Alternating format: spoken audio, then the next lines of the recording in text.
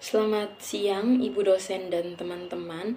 Terima kasih untuk waktu dan kesempatan yang diberikan kepada kelompok kami, yaitu kelompok 14, untuk mempresentasikan hasil makalah kami tentang kertas kerja pengauditan.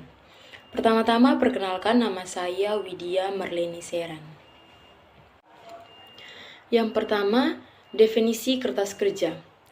Sistem akuntansi seksi 339 kertas kerja paragraf 03 mendefinisikan kertas kerja sebagai berikut. Kertas kerja adalah catatan-catatan yang diselenggarakan oleh auditor mengenai prosedur audit yang ditempuhnya, pengujian yang dilakukannya, informasi yang diperolehnya, dan simpulan yang dibuatnya sehubungan dengan auditnya. Contoh kertas kerja adalah program audit hasil pemahaman terhadap pengendalian intern, analisis, memorandum, surat konfirmasi, representasi klien, ikhtisar dari dokumen-dokumen perusahaan, dan daftar atau komentar yang dibuat atau diperoleh auditor. Data kertas kerja dapat disimpan dalam pita magnetik, film, atau media yang lainnya. Dalam sistem akuntansi 339 dikemukakan bahwa kertas kerja biasanya berisi dokumentasi yang memperlihatkan yang pertama, pemeriksaan telah direncanakan dan disupervisi dengan baik yang menunjukkan dilaksanakannya standar pekerjaan lapangan yang pertama. Yang kedua, pemahaman yang memadai atas struktur pengendalian internal telah diperoleh untuk merencanakan audit dan menentukan sifat, saat, dan lingkup pengujian yang telah dilakukan. Yang ketiga, bukti audit telah diperoleh, prosedur pemeriksaan yang telah diterapkan, dan pengujian yang telah dilaksanakan yang memberikan bukti yang kompeten yang cukup sebagai dasar yang memadai untuk menyatakan pendapat atas laporan keuangan auditan yang menunjukkan dilaksanakannya standar pekerjaan lapangan yang ketiga.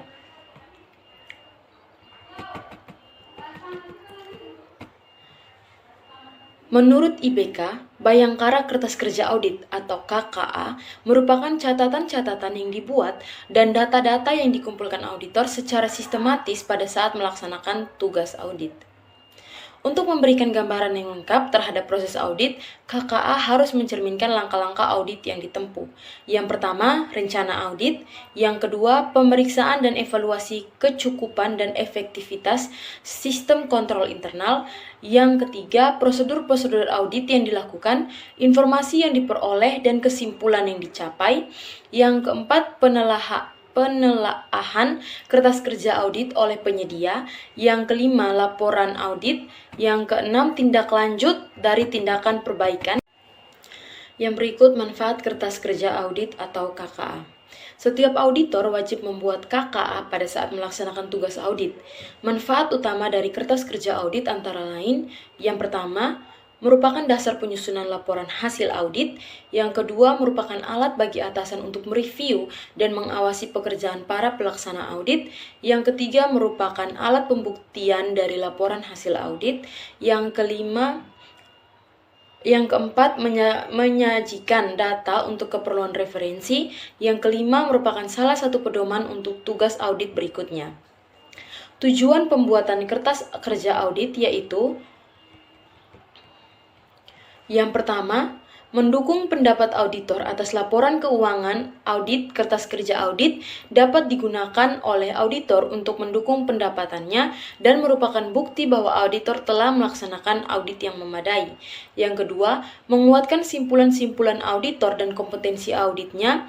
Auditor dapat kembali memeriksa kertas kerja yang telah dibuat dalam auditnya jika di kemudian hari ada pihak-pihak yang memerlukan penjelasan mengenai simpulan atau pertimbangan yang telah dibuat oleh auditor dalam auditnya. Yang ketiga, mengkoordinasikan dan mengorganisasi semua tahap audit. Audit yang dilaksanakan oleh auditor terdiri dari berbagai tahap audit yang dilaksanakan dalam berbagai waktu, tempat, dan pelaksanaan. Setiap audit tersebut menghasilkan berbagai macam bukti yang membentuk kertas kerja.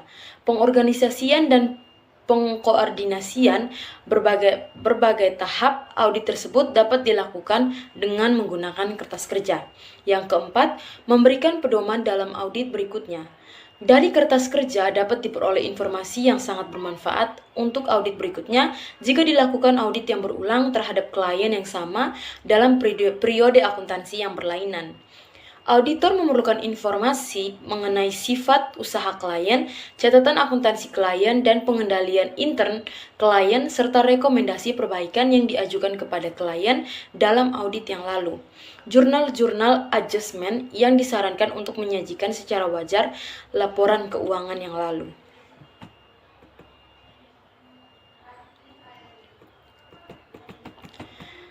Beberapa fungsi dari kertas kerja audit. Yang pertama, kertas kerja audit sebagai dasar pemberian opini audit atas laporan keuangan. Yang kedua, kertas kerja audit sebagai dasar bagi auditor untuk mengambil kesimpulan dan menunjukkan kompetensi hasil audit yang dilakukannya.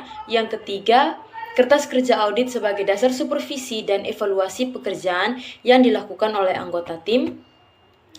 Yang keempat, sebagai panduan dalam melaksanakan audit tahun-tahun berikutnya.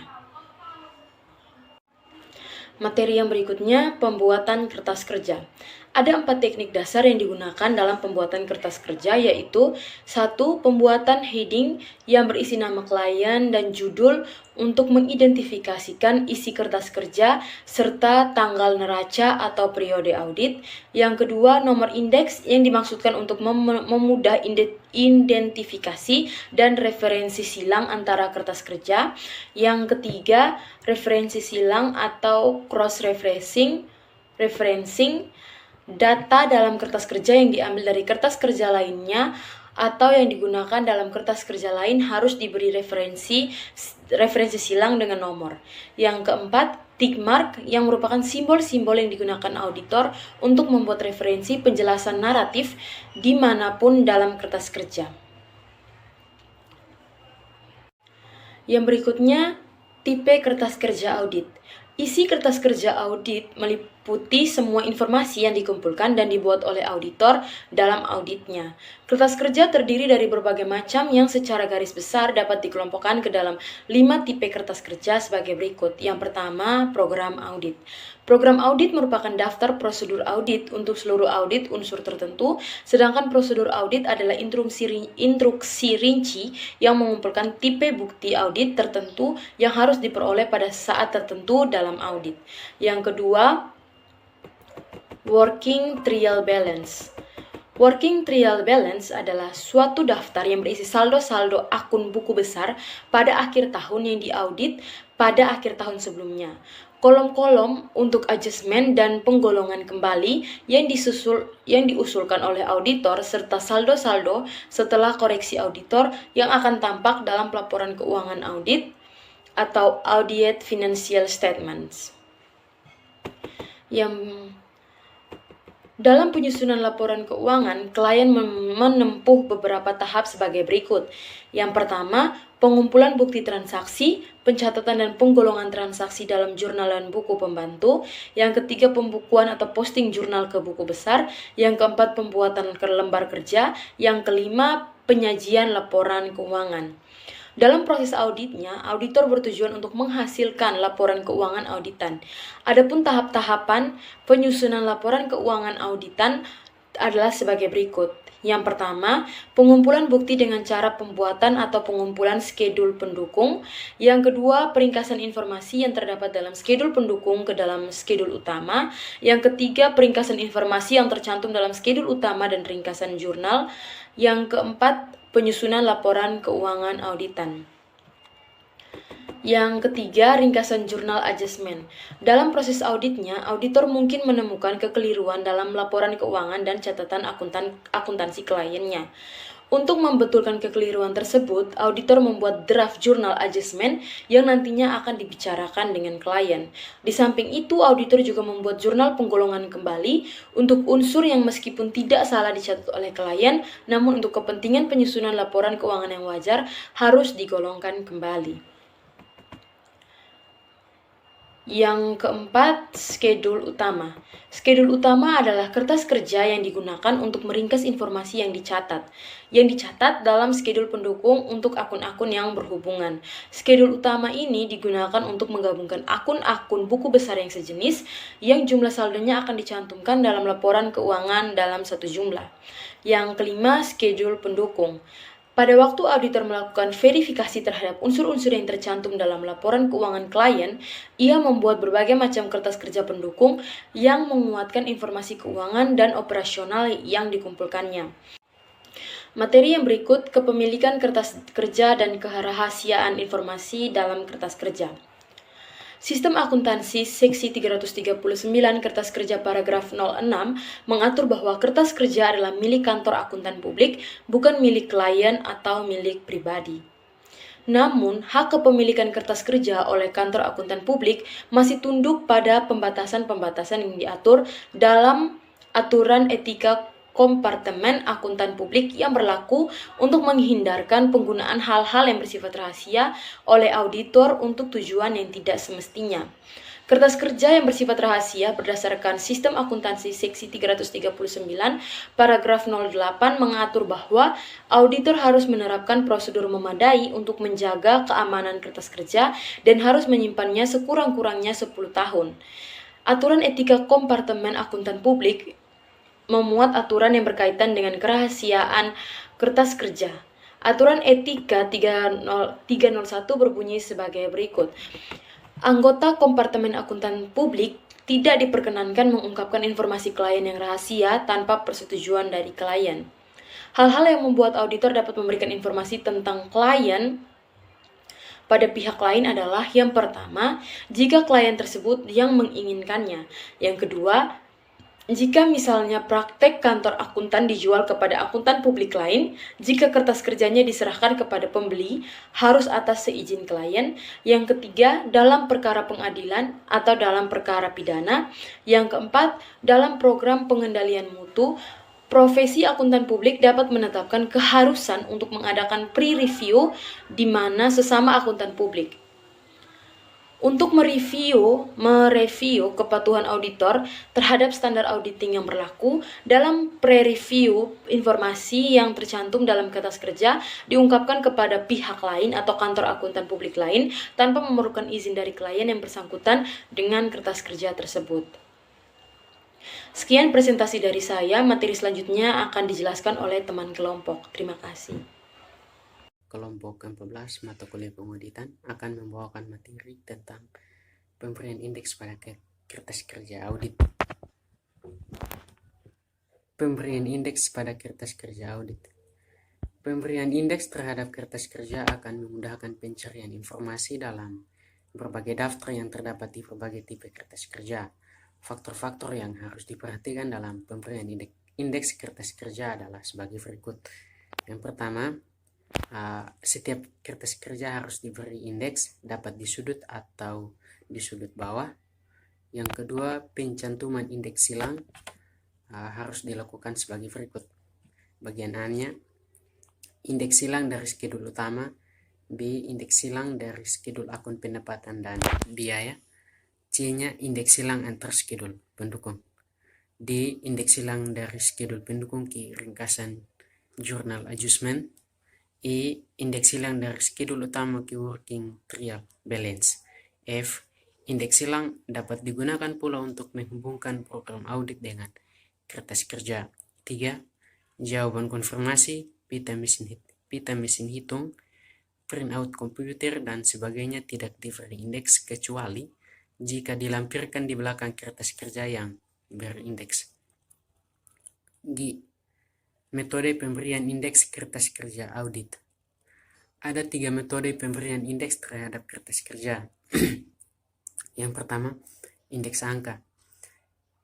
Kertas kerja utama dan skedul utama diberi indeks dengan angka, sedangkan skedul pendukung diberi subindeks dengan mencantumkan nomor kode skedul utama yang berkaitan. Yang kedua, indeks kombinasi angka dan huruf. Kertas kerja utama dan skedul utama diberi kode huruf, sedangkan skedul pendukungnya diberi kode kombinasi huruf dan angka. Yang ketiga, indeks angka berurutan. Kertas kerja diberi angka yang berurutan. H. Susunan kertas kerja.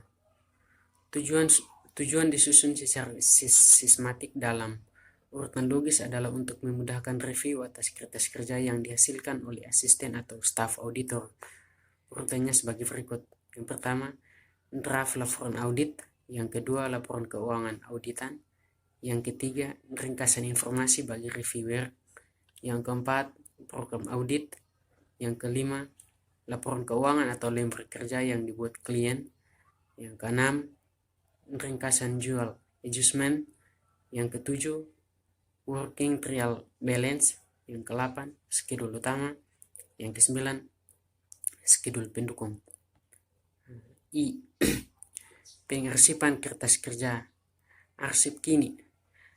Yang pertama, arsip kini yaitu arsip audit tahunan untuk setiap audit yang telah selesai dilakukan. Yang kedua, arsip permanen untuk data yang secara relatif tidak mengalami perubahan. Arsip kini berisi kertas kerja yang informasinya hanya mempunyai manfaat untuk tahun yang diaudit saja. Sedangkan arsip permanen berisi informasi sebagai berikut. A. Kopi anggaran dasar dan anggaran rumah tangga klien. B. Bagian organisasi dan luas wewenang serta tanggung jawab para manajer.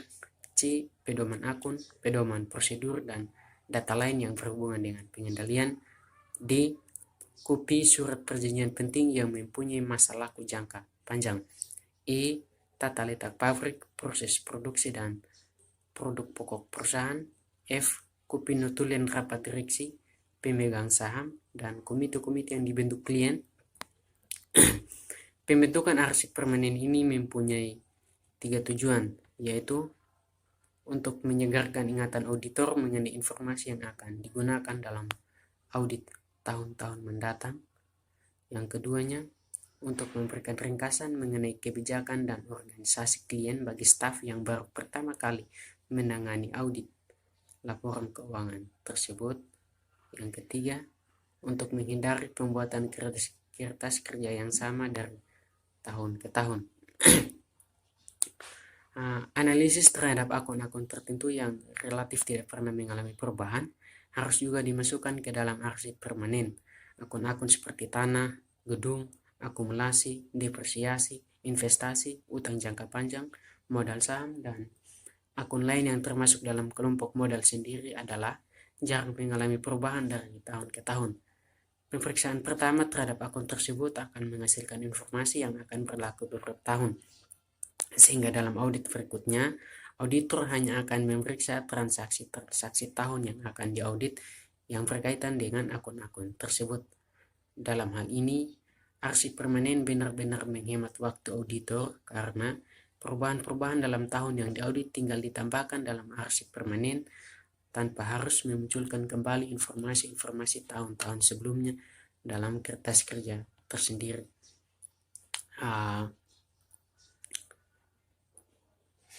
Demikian presentasi dari saya. Sekian dan terima kasih.